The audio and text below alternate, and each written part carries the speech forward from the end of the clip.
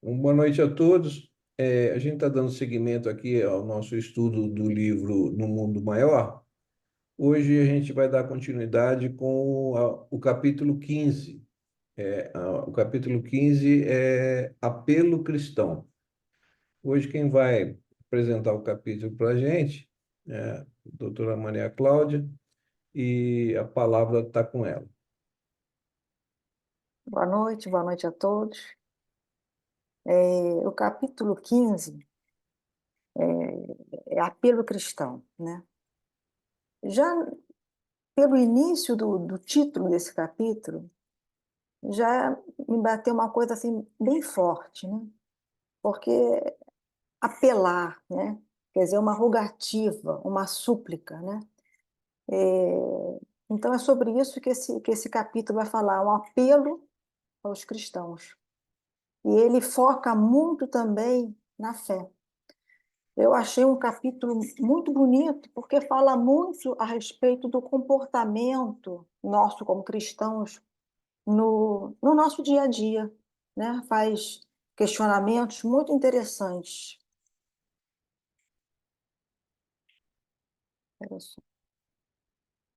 Então, vamos lá. Qual que vai ser a situação, né? Qual que é o cenário em que se desenvolve esse capítulo?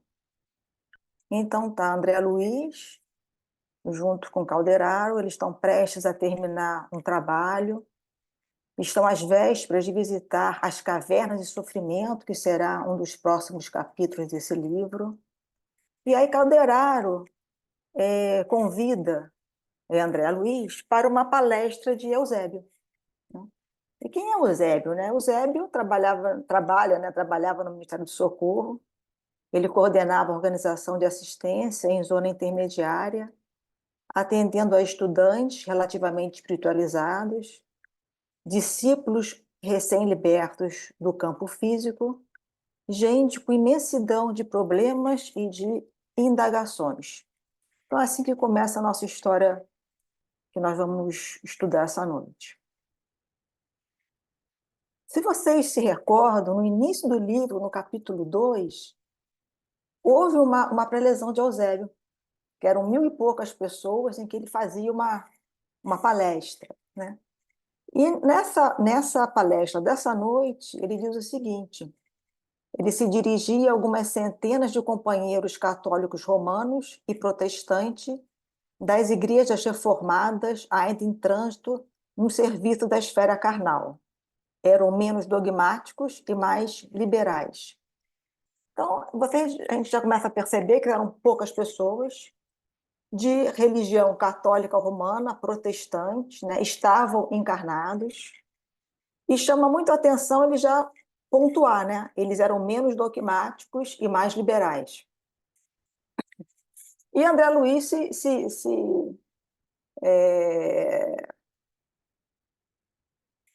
fala assim, ué, mas nós vamos falar para eles, né?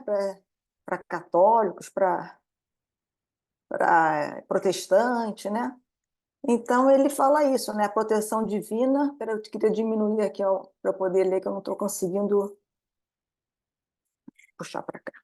A proteção divina desconhece privilégios. A graça celestial é como fruto que sempre surge na fonte do esforço terrestre. Onde houver colaboração do homem, aí se acha o amparo de Deus. Quer dizer, a bênção celestial é como fruto que surge na fonte do esforço terrestre. Então, ele já começa a pontuar, né, que a gente já se divide tanto, né, em gênero, em raça, em religião, né? Então, isso não importa para Deus, né?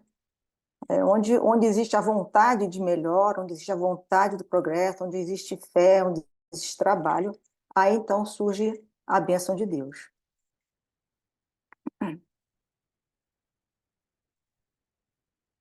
E ele continua: não é a confissão religiosa que nos interessa, senão a revelação da fé viva, a atitude positiva da alma na jornada de elevação.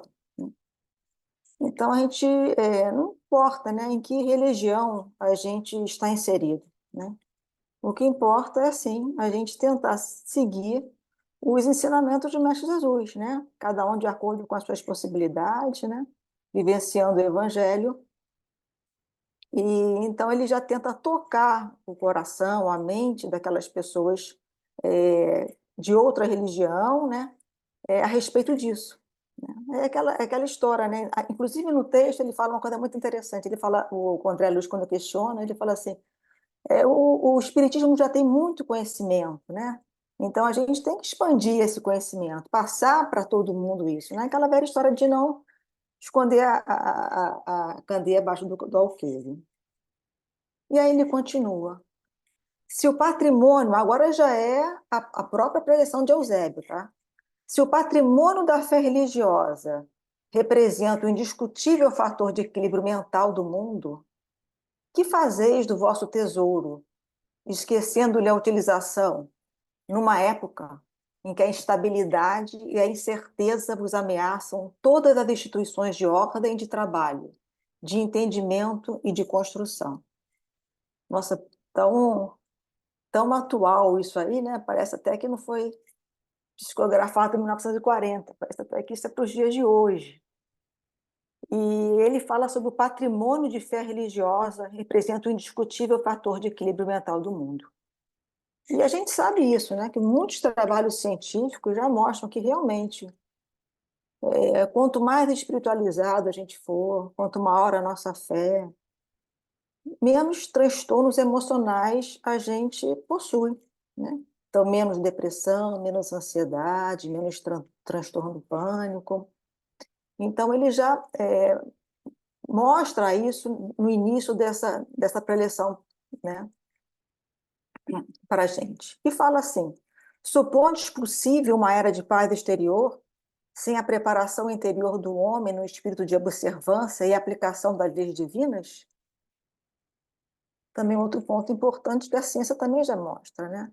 Então, a gente não adianta a gente tentar mudar o mundo, construir um mundo pacífico, porque isso começa dentro da gente mesmo, né? Então, se a gente quer começar uma transformação, essa transformação inicialmente é feita dentro de cada um, buscando o equilíbrio, buscando o autoconhecimento, passando isso para a nossa família, para as pessoas que trabalham com a gente, né? Então, mostrando aonde é que começa todo esse trabalho para que a gente possa desenvolver a nossa paz interna e a paz coletiva. E aí ele faz um apelo, né? Ele pede para a gente recordar os antigos cristãos. E aí ele fala assim: ser cristão outrora simbolizava a escolha da experiência mais nobre, com o dever de exemplificar o padrão de conduta consagrado pelo Mestre Divino. Colocando aí, como nós já sabemos, né, Jesus Cristo, né, como um padrão de comportamento, como modelo, guia de toda a humanidade, né, na vivência do Evangelho, cada um dentro das suas próprias limitações, né, que nós ainda temos muitas limitações, mas seguindo o modelo e os ensinamentos de Jesus. E ele diz, como continua: constituía ininterrupto combate ao mal com as armas do bem, manifestação ativa do amor contra o ódio, segurança de vitória da luz contra as sombras, triunfo inconteste da paz construtiva sobre a discórdia destruidora. Então, combater o mal com as armas do bem. Então, esse é um ensinamento bem profundo, né, que a gente tem que assimilar e fazer, utilizar ela no nosso dia a dia. Quando eu li essa frase aí desse capítulo, me lembrou muito também a oração de São Francisco de Assis, né? Onde houver ódio, colheve o amor; onde houver ofensa, colheve o perdão. Quer dizer que é mesmo ensinamento dito de uma outra maneira, né? Quer dizer, como que a espiritualidade nunca nos abandona, né? Está sempre enviando novos mensageiros, né? Para a gente tentar assimilar, que a gente ainda tem muita dificuldade para assimilar essas coisas, né? E aí ele cita algumas características dos primeiros cristãos.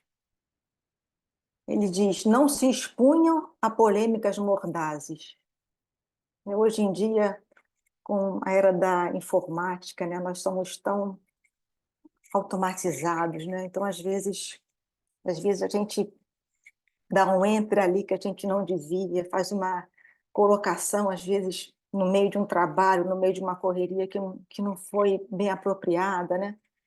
É lógico que a gente tem que se posicionar, eu acho, a gente tem que viver conforme o código moral da gente, né? Tendo Cristo sempre como guia e modelo, mas às vezes a gente não precisa se expor realmente a polêmicas mordazes, né? Não se enredavam nas teias do personalismo dissolvente. Nossa, a gente vê às vezes tanto isso, né? O trabalho é meu, é feito da minha maneira, né?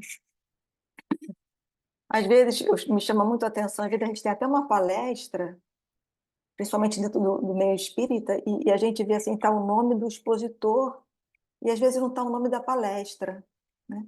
Será que a gente não está incentivando esse personalismo? É um questionamento, né? Sacrificavam-se um pelos outros na viva demonstração do devotamento fraternal. Quer dizer, essa convivência fraterna, né? De uns com os outros, no nosso ambiente de trabalho, nos nossos ambientes religiosos, né? Essa camaradagem saudável, né? De perceber que todos nós temos muitas dificuldades e todos nós ainda temos muito que caminhar, que evoluir, mas ter essa, essa empatia, né? Ter essa percepção, né? De que ali está uma pessoa tentando ser melhor e fazendo o seu melhor, né? Repartiam os sofrimentos e multiplicavam os júbilos entre si. Quer dizer, me passa uma ideia de que eles não ficavam se lamentando, né? Repartir o sofrimento é tentar diminuir o sofrimento, né? De repente, na própria convivência fraterna, revelando nas palavras, nos pensamentos e nos atos a mensagem sublime do Mestre que lhes renovara os corações. Tudo isso é a preleção dele, tá? E aí ele continua questionando, né? Que fizestes vós da esperança transformadora, da confiança sem vacilação? Onde colocastes a fé viva que os vossos patriarcas adquiriram a preço de sangue e de lágrimas? Que é do espírito de fraternidade que assinalava os aprendizes da Boa Nova. Isso a gente se lembrar, né, da história do cristianismo, né, dos primeiros cristãos, né, quantos mártires, né? Quantos foram jogados em fogueira, quantos foram jogados aos leões, né? Quantos tiveram essa fé viva, né? Que nem ele fala, a preço de sangue e de lágrimas, né? E aquele espírito fraterno existia, né? Onde que isso se perdeu? Enriquecidos pelas graças do céu, pouco a pouco, convidastes as portas da revelação divina em troca das comodidades humanas, né? Então, será que realmente a gente não está fazendo isso? Será que a gente não está, às vezes, deixando de ter uma vida mais tranquila, mais serena? Às vezes a gente tem a impressão que a gente está sempre correndo atrás do quê, né? E será que a gente não tem que focar, perceber que a gente tem que focar, que a gente está aqui só de passagem mesmo? E não deixar se levar tanto pelas comodidades humanas, trabalhar realmente porque é importante trabalhar?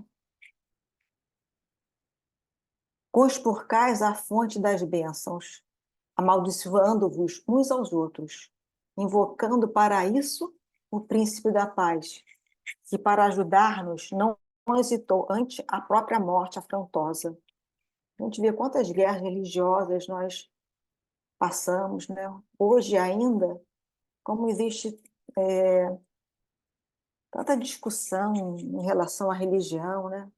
E muitas vezes a gente esquece que no centro da nossa fé está o Cristo, né? Com os seus ensinamentos, né?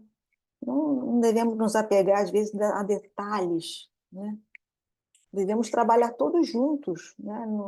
Nessa em percepção e construção de um mundo melhor, de um mundo mais fraterno, tendo o dedo no Evangelho, né? Como base. A que delírios chegastes, estabelecendo mútua concorrência, a imaginar a obtenção de privilégios divinos. Em várias religiões a gente ainda vê isso, né? Essa tentativa de obtenção de privilégios, né? De dízimo, de pagamentos, de ajudas assim com dinheiro. Será que isso tem de ensinamento do Cristo, né? Antigamente, os companheiros do Cristo disputavam a oportunidade de servir. No entanto, na atualidade, procurais as mínimas ocasiões de ser servidos. Uma das qualidades que mais me chama a atenção no Cristo é a humildade. Você vê ele na passagem do lava-pés, né? Um espírito de tanta pureza, de tanta grandeza, né? Nos ensinando várias vezes tantas lições de humildade, né? E aqui é importante da gente perceber que a gente não está aqui para ser servido, a gente está aqui para servir, né? Aliás, é até o tema do Mednesp do ano que vem, né? Servir para curar, né? Fica aí a lembrança, fica aí o convite, né? Que é o caminho, realmente, servir para curar. Por que estranhas convicções supondes conquistar o paraíso à força de afirmativas labiais? Em vão ergueis castelos de opinião para o verbalismo sem obras.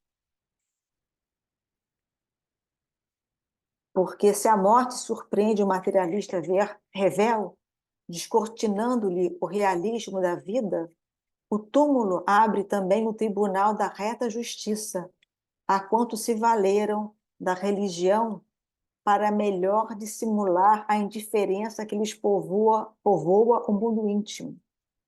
A importância de a gente, né, não se apegar tanto à parte verbal, né, sem obras, né? A importância da obra, a importância do trabalho, né? De trabalhar para o bem de todos, de trabalhar estudando, trabalhando, se colocando a serviço, né? Às vezes a gente se pega muito é importantíssimo o estudo, é importantíssimo o conhecimento, mas não é só isso, né? A gente tem que se pôr em ação, né? A gente tem que se pôr a caminho. Então é um chamado, né? Mais uma. Ele faz vários puxões de orelha, né? Vários acertos de arestas durante essa palestra que ele dá, né? Gente, se vocês quiserem falar, por favor, interrompam, tá? Eu tenho certeza também que outros pontos desse, desse capítulo tocaram vocês, né? Porque são muitas coisas interessantes. E aí ele fala sobre o papel religioso, né? Então ele fala assim, a religião tem o seu trabalho específico no mundo, força equilibrante do pensamento. Seus servidores são chamados a colaborar na harmonia da mente humana. Eu vejo assim com muita preocupação esses movimentos, né, assim, antirreligiosos que a gente vê no mundo, né? Destruindo igrejas, destruindo templos, destruindo imagens que para muitas religiões são importantes, né? Então, como isso é ponto de desequilíbrio, né? De toda uma paz, de toda uma harmonia. Outra coisa que a gente tem que frisar também é que também vários trabalhos científicos publicando, relatando a importância da religião, né? De você ter uma religião, de você conviver num ambiente religioso, onde você é amparado, onde você tem uma convivência, né? Para que você também tenha uma harmonia, onde você tenha uma paz, um equilíbrio emocional. E isso também é muito importante para as crianças, para os jovens, né? Então, a importância da evangelização infantil, da evangelização juvenil. Então, a gente perceber que a religião tem realmente, que nem ele fala, uma força equilibrante do pensamento. E faz um chamamento para nós, né? Para nós colaborarmos na harmonia da mente humana, nossa e da coletividade. Na atuação da fé positiva, reside a força reguladora das paixões, dos impulsos irresistíveis da animalidade, de que todos emergimos num processo evolucionário que nos preside a existência. Realmente, né, a gente tem que pensar que nós somos aquele, viemos passando por todos os reinos, né, mineral, vegetal, animal. Então, a gente ainda tem muito desse impulso da animalidade, né? Não é à toa esse egoísmo, né, esses impulsos, e a gente ainda traz, né? E como a religião ela é uma ferramenta para que a gente possa atingir um equilíbrio emocional. E aí ele fala de Jesus. Então ele diz assim, Jesus não confinou seus ensinamentos ao círculo estreito dos templos de pedra. Será que a gente está fazendo isso? Será que a gente está só demonstrando que nós temos algum conhecimento dentro do nosso centro religioso? Ou será que a gente já consegue transmitir isso para a nossa família, para as pessoas com quem a gente convive? Será que a gente já está sendo esse mensageiro assim de passar esse ensinamento para frente? Viveu conquistando amigos para o reino do céu. Amigos, né? Amigo não tem julgamento, amigo é aquele acolhimento, né? Não impôs aos seus seguidores normas rígidas de ação. Pedia-lhes amor e entendimento, fé sincera, bom ânimo para o serviço edificante. Será que às vezes as nossas normas tão rígidas não desagrega em vez de acolher? Às vezes a gente vê muito isso, a gente comenta, né? Nossa, não pode usar batom, não tem que usar cabelo assim, não pode frequentar festa, né? E a gente também, será que a gente também não faz isso?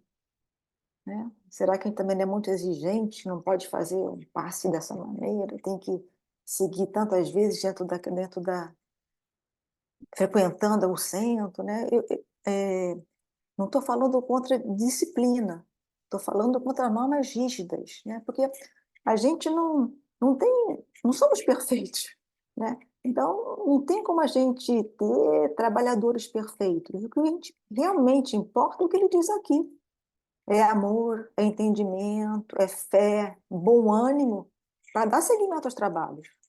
Isso é que é o mais importante, né? Então, a gente tem um pouco de cuidado realmente, né, com essa nossa, às vezes, a nossa postura, que às vezes, em vez de agregar, ela afasta as pessoas, né? Então, é um questionamento importante que Eusébio faz, né? E aí ele fala, aproximando-se de Madalena, não extravaga em baldas conversações, interessa-lhe o coração no sublime apostolado renovador. Ele fala de Maria Madalena, fala de vários personagens que estiveram com Jesus, e sempre pontuando isso, né? O Cristo nunca mostrou os defeitos, nunca, muito pelo contrário, né? Ele tinha aquela postura de amigo, né? Aquela postura de amor, de entendimento, de acolhimento. Então, a gente tem que ver o Cristo realmente como modelo e guia no nosso dia a dia e nas nossas condutas, né? É, inclusive religiosas, dentro do ambiente religioso. E eu acho que tudo se resume, opa, desculpa, tudo se resume a isso, né? Fé, evangelho, trabalho e fé. Ele fala assim, aguardar o céu menosprezando a terra é obra de insensatez. Verdade, né? Então a gente está aqui para trabalhar, né? Para aproveitar essa oportunidade de aprendizado, de conhecimento, né? O Cristo ele colocou o trabalho como uma das ferramentas mais importantes, né? Antigamente trabalhava que era escravo, a relação de trabalho era muito diferente do que é hoje, né? Hoje a gente percebe que o trabalho é uma ferramenta importantíssima, né? Para a gente se desenvolver, desenvolver habilidades, potencialidades, né? E aproveitar essa encarnação, essa oportunidade que nós estamos tendo de colocarmos a mão na obra, né? De trabalhar. Ele fala assim: o irmão caído é nossa carga preciosa, a dificuldade, nosso incentivo santo, a dor, nossa escola purificadora. Abracemo-nos, pois, uns aos outros, em nome do Cordeiro de Deus, que nos reformou a mente, alcançando-nos a planos superiores.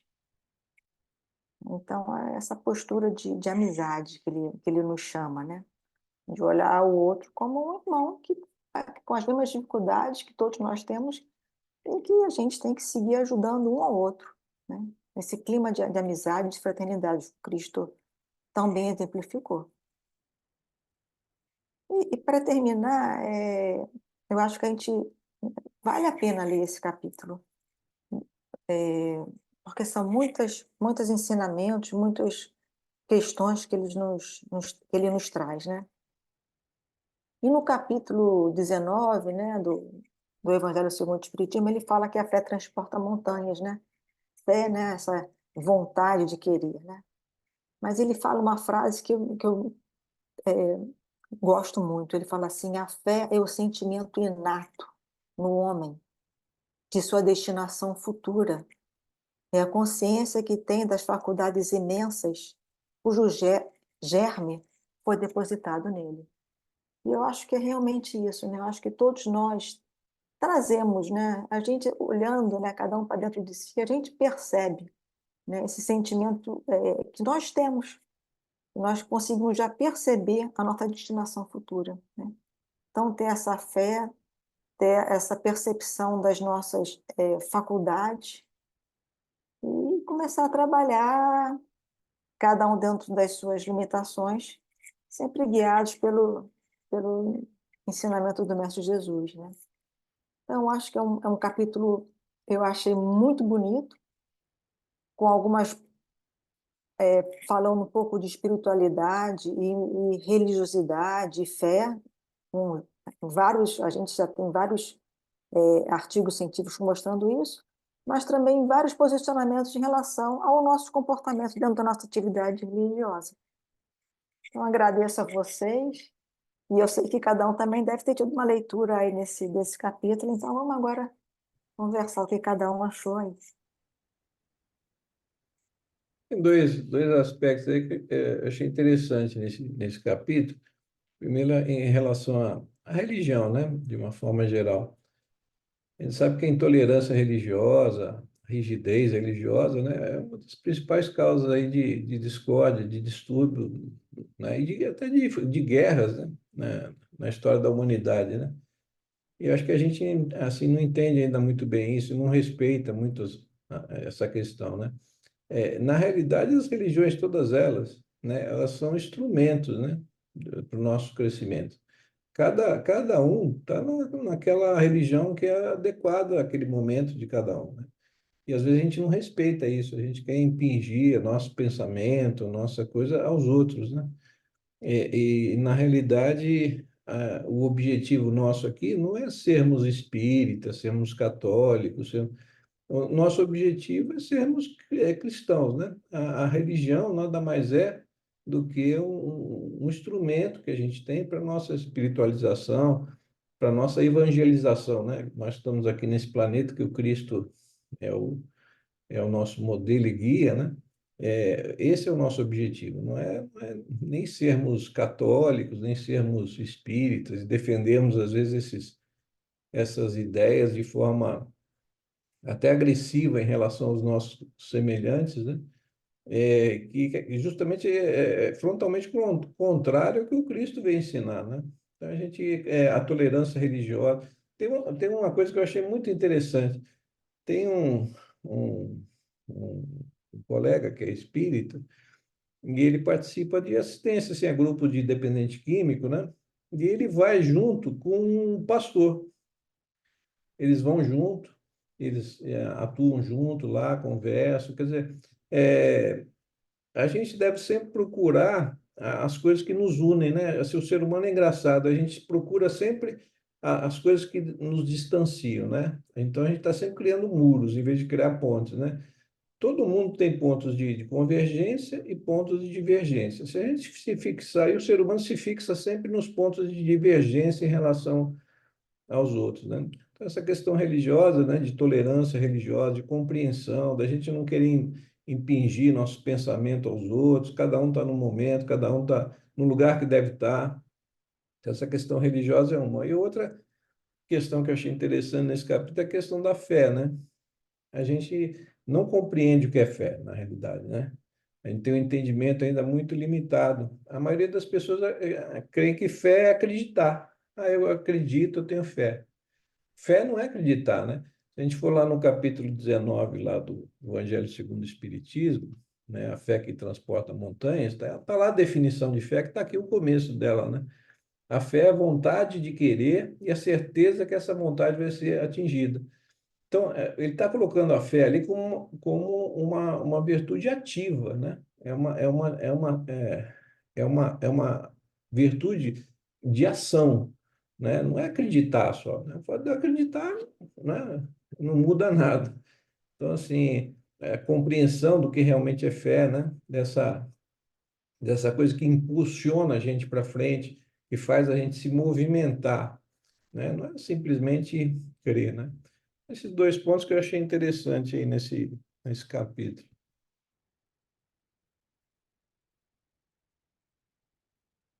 Quem mais quer comentar aí alguma coisa? Eu quero. Eu acho que o que a Cláudia trouxe com a sua fala agora, eu me lembrei também do capítulo do Evangelho segundo o Espiritismo, que é o capítulo 20, que fala, o tema principal muitos serão chamados, poucos escolhidos, tem ali um item que ele fala, obreiros do Senhor, é um item bem pequeno, e que ele vai falar bem exatamente esse resumo, esses pontos que a Cláudia trouxe desse capítulo, ele faz essa diferenciação, né, de quem é o verdadeiro trabalhador na seara do Cristo e quem ainda está se candidatando.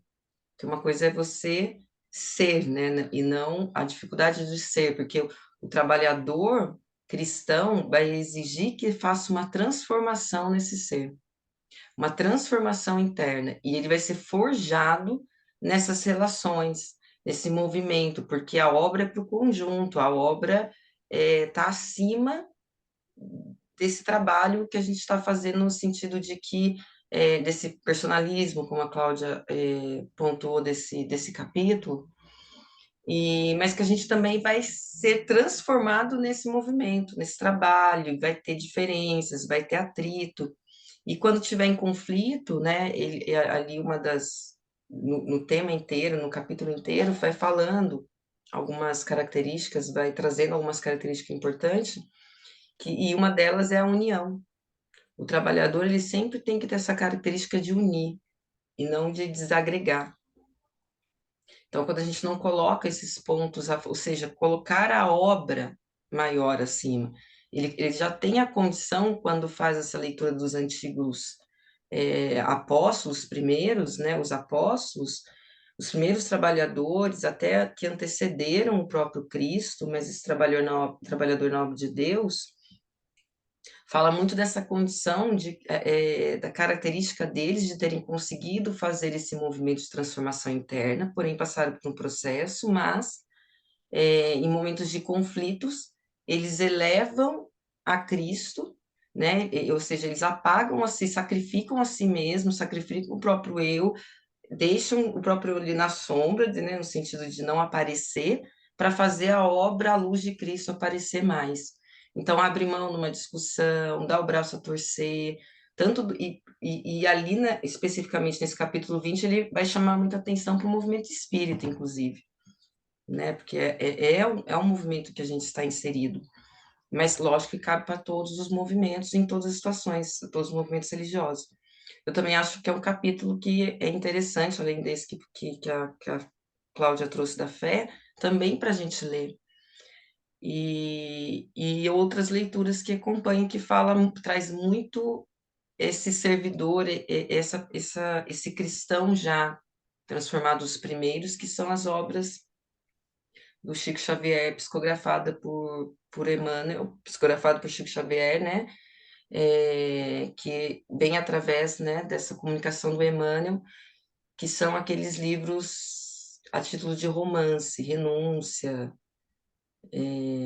Ave Cristo, que mostra bem esse sacrifício pessoal em situação de obra, pela obra de Deus, pela elevação do brilho de Deus, e o quanto eles tinham que lidar, não que eles não tivessem conflito, não tinham todo um sacrifício, então a forma com que eles faziam, com que eles lidavam, com que eles viam, como eles buscavam auxílio um no outro, essas obras deixam isso muito claro, porque de fato pega a história de um trabalhador específico, de uma pessoa, de um contexto específico ali, e coloca muito às claras como que era esse convívio diário, como era o conflito, e eu acho que também é algo que dá para a gente ver esse capítulo ali, dentro dessa fala, né, nessa explicação que eles trouxeram nesse capítulo.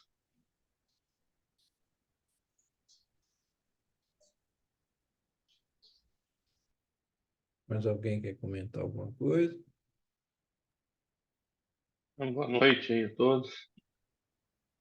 É, é como sempre, né? Sempre muitas lições importantes, né? Nas obras aí trazidas pelo Espírito André Luiz. E nesse capítulo me chamou muita atenção essa questão o instrutor Eusébio, ele destaca aqui da importância da religião em nossas vidas, né? Como que a fé religiosa ela é importante para o nosso equilíbrio mental. Na realidade, como um disciplinador, né? E isso bate muito com o que o mentor de Chico fala em outras obras sobre a questão do espiritismo ser o nosso disciplinador para nós que somos espíritas, né? Mas as religiões, de uma maneira geral, elas também têm essa missão, né, de ser um disciplinador na vida, né, do, do, do, dos seus dos seus apoiadores aí, daqueles que abraçam aquela religião. Agora, quer dizer, nós precisamos desse disciplinador, porque nós somos ainda espíritos muito imperfeitos. Trazemos ainda muitas fraquezas. E a gente não faz grande transformação moral de uma hora para outra. Quantas e quantas reencarnações e quantas passagens na erraticidade, a gente aprendendo, né? E a gente vai aprendendo, caindo, levantando. Então a gente, com as nossas fragilidades todas, já é difícil tendo uma religião, que é uma referência, imagina sem, né? Então, aqui fala sobre essa importância. Eu não tenho a menor dúvida disso. Qualquer religião, desde que a pessoa abrace de fato, né? Leve a sério, procure cultivar aqueles ensinamentos que cada religião traz, aquela fé que é capaz de nos dar o equilíbrio que necessitamos. Agora, aqui também me chama a atenção o outro lado da moeda, né? Nós também, como espíritos ainda muito imperfeitos, temos mania de pegar a religião e deturpar conforme as nossas paixões, nossos interesses inferiores, né? E aqui fala sobre isso também, né? Então a gente acaba se equivocando, né? Quer dizer, o cristianismo, na sua essência, é o ensinamento de Jesus. A religião maior aí é o amor, é a fraternidade, né? É a gente combater os nossos vícios, o orgulho, o egoísmo principalmente, né? E a gente tem dificuldade grande de a gente entender e praticar isso, né? É muito interessante como quando Eusébio fala que Jesus não impôs nada a ninguém quando aqui esteve encarnado, né? E o que ele pedia não era nada demais, ele pedia amor e entendimento. Então, quer dizer, fé sincera, bom ânimo, boa vontade, é o que o Espiritismo nos fala. O que o Espiritismo nos diz é exatamente isso aí. E a gente tem uma dificuldade enorme de aprender isso, porque a gente vive brigando, criando confusão, Volta e meia a gente se perde com o nosso orgulho, com o nosso egoísmo, se perde também nas nossas fraquezas, né? Mas assim, a gente não pode desanimar. Então é cair e levantar, né? E a fé religiosa ela é muito importante para esse levantar, né? E que cair, a gente vai cair mesmo, né? Várias vezes até a gente poder ter uma sustentabilidade maior que se dá com o processo evolutivo, né? Não é do dia para a noite. Então, assim, eu acho que essa colocação, essa mensagem nesse capítulo, que traz essas duas vertentes, eu achei muito pertinente, muito oportuno, né? No Evangelho segundo o Espiritismo tem lá a mensagem de Jesus, né? Falando que a questão das nações que perderem sua religiosidade irão se desmembrar, né? Se desmanchar. É exatamente isso, né? Mostrando como que é importante essa religiosidade como uma referência, como um disciplinador. Mas, em contrapartida, a gente pega a religião, transforma conforme em nossos interesses inferiores e usa a religião até para brigar, para guerra. A gente vê aí guerras originadas por fanatismo religioso. Essa é uma capacidade que nós temos de desviar as coisas que é impressionante, né? E hoje a gente tem que tomar muito cuidado, porque até dentro do movimento espírita, a gente está com essas vertentes também, né? Quer dizer, querendo inventar moda, criar divisões. Quer dizer, o que fizemos com o cristianismo, né? Primitivo, e agora a gente vê também os riscos, né? Talvez sejam aí a gente está falando tanto na atualidade sobre os novos desafios do espiritismo, né? Da doutrina, na atualidade, com certeza esse alerta para que a gente não volte a errar erros graves que cometemos outrora, né, com o cristianismo. Que a gente não agora não faça a mesma coisa com o Consolador prometido por Jesus, que é a doutrina espírita, e nós que com todas as nossas imperfeições somos os discípulos da atualidade, né, trabalhadores da última hora, mesmo a gente sendo mais ou menos, mas estamos aí, né? Então ninguém está aqui por acaso, com certeza que não. Então, se nós abraçamos essa doutrina, é porque nós temos deveres a cumprir para conosco mesmo, individualmente e coletivamente. Então, um capítulo excepcional, excepcional e absolutamente oportuno para o momento que nós estamos passando. É isso aí. Mais alguém quer comentar alguma coisa? Eu quero perguntar uma coisa rapidinho. Em cima disso que o André está trazendo, me veio uma questão. Uma pergunta para o André, mas para todo mundo. É, Você acha que está se perdendo um pouco? Porque, assim, vamos pensar na medicina, com a ciência médica, ela está trazendo muitas descobertas, em termos associando toda a espiritualidade e o quanto faz bem para diversas áreas da nossa vida, como usar, como não usar, a neurociência trazendo descobertas novas, falando sobre pensamento, magnetismo e tantas outras coisas, provando ali cientificamente tudo isso que o espiritismo sempre falou. Mas e aí, por vezes, eu vejo que estão inserindo práticas já para reforçar, inclusive, esse crescimento, esse bem-estar espiritual, ou essa cura que a pessoa vai em busca dentro de um centro religioso como o Espiritismo. Como que funciona isso, assim? Porque você falou, a gente tem que tomar cuidado com o que a gente está trazendo dentro do movimento espírita, inventando moda. Até que ponto que hoje, porque eu acho que isso se confunde um pouco de fato e tem se inserido muitas coisas, né? Você estaria dizendo a respeito disso também, ou eu entendi errado? E até que ponto a gente deve olhar isso, entender isso e trazer tudo isso para dentro de um movimento religioso, que a gente sabe que o Espiritismo não é só religioso, é uma filosofia, uma ciência também, mas tem mudado muito, né? Para a gente não perder o ponto da humildade, do simples. Eu acho que não é nem humildade, é o simples.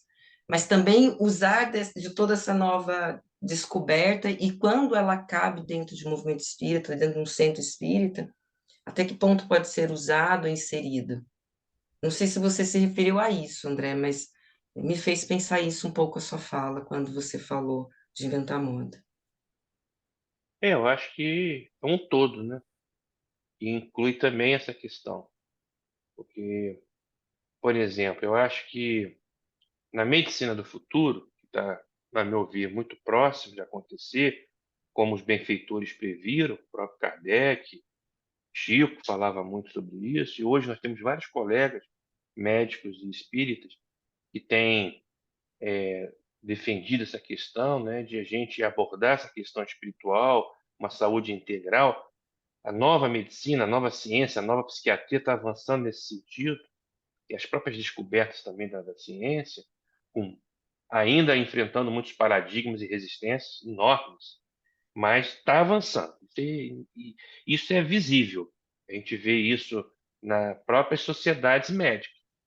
Hoje nós temos sociedades aí importantes, como a da cardiologia, como a da psiquiatria, como a da oncologia, que já incorporaram departamentos, né, especificamente sobre a abordagem espiritual dos pacientes. Então, agora, daí a gente começar a desviar é um pulo, né? É muito fácil, porque a gente tem essa capacidade, né? A gente tem essa capacidade de começar a inventar moda dentro da própria ciência e começar a desvirtuar e com isso até perder uma credibilidade que está começando a surgir e a gente estragar tudo, inventando, né? Desviando, saindo fora do trilho, né? Daquilo que a ciência começa a mostrar e a gente começar a extrapolar para coisas que ainda não temos ainda a confirmação científica.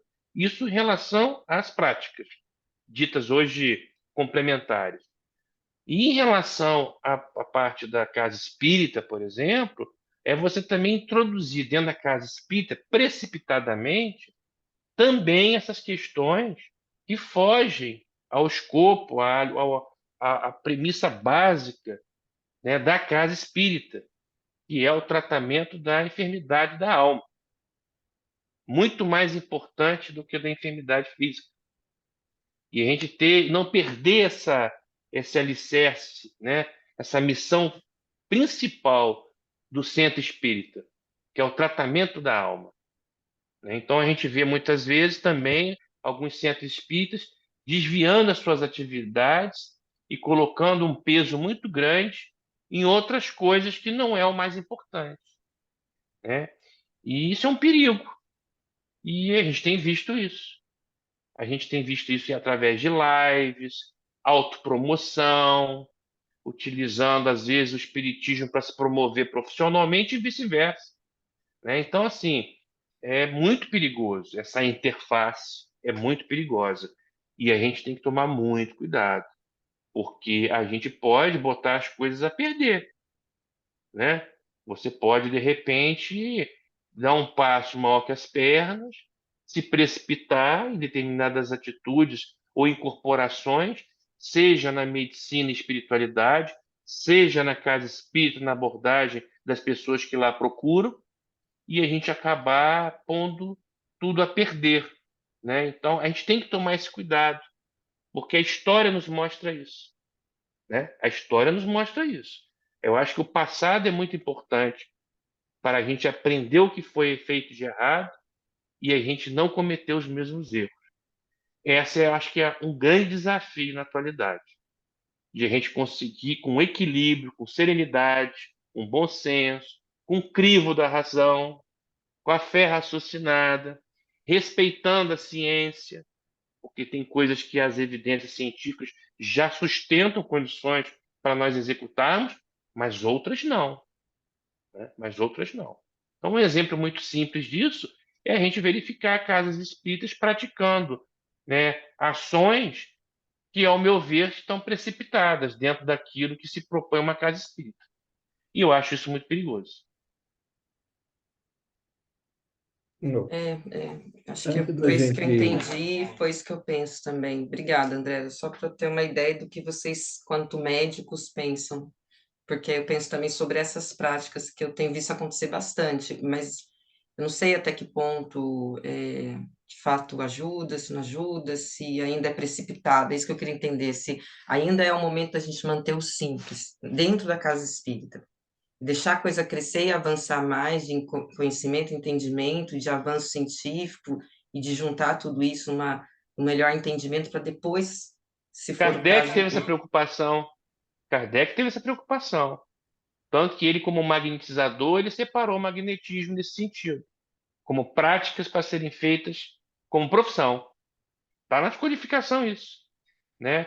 E aí podemos dar exemplo a outras coisas, né? Por exemplo, cromoterapia, né? O físico e médico Joseph Gleber, né? Que é um mentor aí de muitas casas e tem uma obra maravilhosa, que eu não sei se vocês já tiveram a oportunidade de ver, Medicina da Alma. E o conteúdo da obra é magnífica, totalmente concordante com a doutrina espírita, com a codificação e batendo direitinho com as obras de André Luiz. Ele fala sobre isso. Ele fala sobre isso, né? E nos alerta sobre isso, né? Só Sobre esses limites repete para ainda das evidências. Oi? só fala o nome do autor, Medicina da Alma, o livro? É Medicina da Alma e o autor espiritual é Joseph Weber. E é uma alma que é uma obra que eu recomendo muito, né? A gente também tem que tomar muito cuidado também, porque no espiritismo é muito fácil criar-se preconceitos. E às vezes você deixa de ler determinadas obras por preconceitos que se criam com determinados autores e médiuns. Nós temos alguns autores e médiuns na doutrina espírita que, independente das aparências ou das fantasias que se criam, tem obras com conteúdo maravilhoso, que bate exatamente com o crivo da razão e com a codificação. E às vezes a gente, né, desvaloriza ou joga de lado com preconceito. Por isso que eu, hoje em dia eu defendo muita questão assim, muito mais importante do que o nome é o conteúdo. Leia a obra e observe o conteúdo, é isso que interessa, né? E a nossa própria federação, ela tem que tomar muito cuidado com isso, porque às vezes você começa a rotular. A própria associação nossa, médico espírita, também tem que tomar muito cuidado com isso, porque aí você começa a fazer discriminações e aí perde oportunidades. O preconceito é um grave problema da atualidade que muitas vezes impede de a gente abrir os horizontes para o conhecimento e para as verdades. Bom, é isso aí. Para a gente encerrar, informar que no próximo capítulo, capítulo 16, a gente vai dar continuidade no dia 29, né, daqui a 2 semanas, com o capítulo 16, que é um tema interessante também, alienados mentais, né? Então, a gente dá sequência daqui a 2 semanas com o capítulo 16, que a gente já está encerrando esse livro, né? Estamos chegando já perto aí do final dele. Depois a gente vai escolher aí uma outra obra aí de André Luiz para a gente dar seguimento aí a esse estudo. Bom, agradecer a todos a presença, que eles estão acompanhando também a gente lá no YouTube. E vamos fazer a nossa prece de encerramento aqui para a gente terminar. Alguém quer fazer? André, Flávio, Flaviana. Quer fazer, André? Ou Flávio? Eu já falei muito. Você está sem som, o É um de Flávio. vocês falar aí. Ó, Flávio não Fazer. falou nada. Você está Pode sem Tá, eu falar, vou som. pode fazer fazer, a prece, claro. vou fazer a prece. Então, vamos agora elevar nosso pensamento a Deus, a Jesus, mais uma vez agradecendo esse momento que aqui estamos estudando essa obra, que nossa mente possa abrir, possamos aprender, possamos divulgar esse aprendizado da melhor forma possível. Lembrando que caminhamos com espíritos diferentes de nós, tanto moral quanto espiritualmente. ser conosco, hoje e sempre, nos abençoando e abençoando aqueles que não puderam aqui estar. Obrigado, Senhor. Bom, boa noite a todos. Então, a gente vai encerrando por aqui, retornando aqui daqui a 2 semanas, então. Uma boa noite aí para todo mundo.